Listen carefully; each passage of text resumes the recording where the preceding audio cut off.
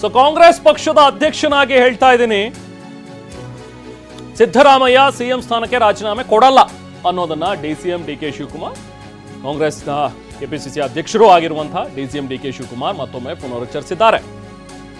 ಕಾಂಗ್ರೆಸ್ ಪಕ್ಷದ ಅಧ್ಯಕ್ಷನಾಗಿಯೂ ಕೂಡ ನಾನು ಹೇಳ್ತಾ ಇದ್ದೀನಿ, ಯಾವುದೇ ಕಾರಣಕ್ಕೂ ಸಿಎಂ ಸ್ಥಾನಕ್ಕೆ ರಾಜೀನಾಮೆಯನ್ನ ಕೊಡೋದಿಲ್ಲ ಸಿದ್ದರಾಮಯ್ಯ ಅನ್ನುವಂಥ ಒಂದು ಮಾತುಗಳನ್ನ ಡಿಕೆ ಶಿವಕುಮಾರ್ ಆಡಿದ್ದಾರೆ.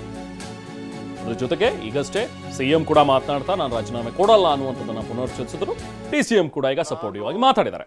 ಕರ್ನಾಟಕ ರಾಜ್ಯದ ಕಾಂಗ್ರೆಸ್ ಪಕ್ಷದ ಅಧ್ಯಕ್ಷ ನಾನೇ. ನಾನು ಅದಕ್ಕೆ ತಾನೇ ನೀವು ಬಂದು ಮೈಕ್ ಹಿಡಿತಾ ಇರೋದು. ನಾನು ಹೇಳ್ತಾ ಇದ್ದೀನಿ, ಮುಖ್ಯಮಂತ್ರಿಗಳು ರಾಜೀನಾಮೆ ಕೊಡುವಂತ ಪ್ರಸ್ತಾವನೆ ಬರುವುದಿಲ್ಲ. ಇದು ರಾಜಕೀಯವಾಗಿ ಬಿಜೆಪಿಯವರು ಜನತಾದಳದವರು ಇಬ್ರು ಸೇರಿ ಮಾಡ್ತಾರಂತ ಷಡ್ಯಂತ್ರ. ನಮ್ಮ 5 ಗ್ಯಾರಂಟಿಗಳನ್ನು ನಾವೇನ್ ಕೊಟ್ಟಿದ್ದೀವಿ, ಆ ಗ್ಯಾರಂಟಿಗಳ ಬೆಳವಣಿಗೆ ಜನರಿಗೆ ಏನ್ ತಲುಪ್ತಾ ಇದೆ ಅದನ್ನ ತಡ್ಕೊಳಕ್ ಆಗ್ತಾ ಇಲ್ಲ.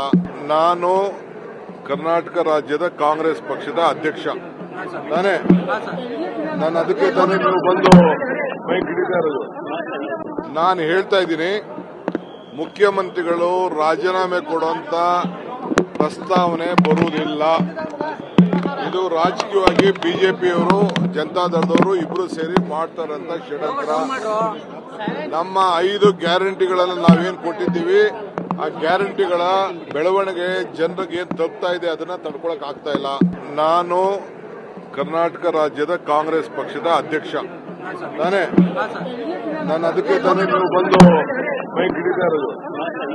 ನಾನು ಹೇಳ್ತಾ ಇದ್ದೀನಿ, ಮುಖ್ಯಮಂತ್ರಿಗಳು ರಾಜೀನಾಮೆ ಕೊಡುವಂತ ಪ್ರಸ್ತಾವನೆ ಬರುವುದಿಲ್ಲ. ಇದು ರಾಜಕೀಯವಾಗಿ ಬಿಜೆಪಿಯವರು ಜನತಾದಳದವರು ಇಬ್ರು ಸೇರಿ ಮಾಡ್ತಾರಂತ ಷಡ್ಯಂತ್ರ.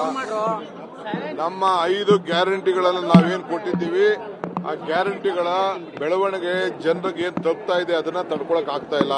ನಾನು ಕರ್ನಾಟಕ ರಾಜ್ಯದ ಕಾಂಗ್ರೆಸ್ ಪಕ್ಷದ ಅಧ್ಯಕ್ಷ ನಾನೇ. ನಾನು ಅದಕ್ಕೆ ತಾನೇ ನೀವು ಬಂದು ಮೈಕ್ ಹಿಡಿತಾ ಇರೋದು. ನಾನು ಹೇಳ್ತಾ ಇದ್ದೀನಿ, ಮುಖ್ಯಮಂತ್ರಿಗಳು ರಾಜೀನಾಮೆ ಕೊಡುವಂತ ಪ್ರಸ್ತಾವನೆ ಬರುವುದಿಲ್ಲ. ಗೋದ್ರಾಜ್ ಇನ್ಸಿಡೆಂಟ್ ಅಲ್ಲಿ ಇವರು ಪ್ರೈಮ್ ಮಿನಿಸ್ಟರ್ ರಾಜೀನಾಮೆ ಕೊಟ್ಟಿದ್ರ, ಎಫ್ಐಆರ್ ಆಗಿತ್ತಲ್ಲ, ಅವ್ರಿಗೆ ರಾಜೀನಾಮೆ ಕೊಟ್ಟಿದ್ರ. ಕುಮಾರಸ್ವಾಮಿ ನರೇಂದ್ರ ಮೋದಿ ಅವರ ಸರ್ಕಾರದಲ್ಲಿ ಇದ್ದಾರಲ್ಲ, ಅವ್ರ ಮೇಲೆ ಇದ್ದಾರೆ, ಅವ್ರು ರಾಜೀನಾಮೆ ಕೊಟ್ಟಿದ್ದಾರೆ. ಕೊಟ್ಟಿದ್ದಾರೆ ಅಂದ್ರೆ ಮತ್ತೆ ಅವ್ರಿಗೆ ಮುಜುಗರ ಆಗಲ್ವ? ಅವ್ರಿಗೆ ನಾನು ರಾಜೀನಾಮೆ ಕೊಡಲ್ಲ.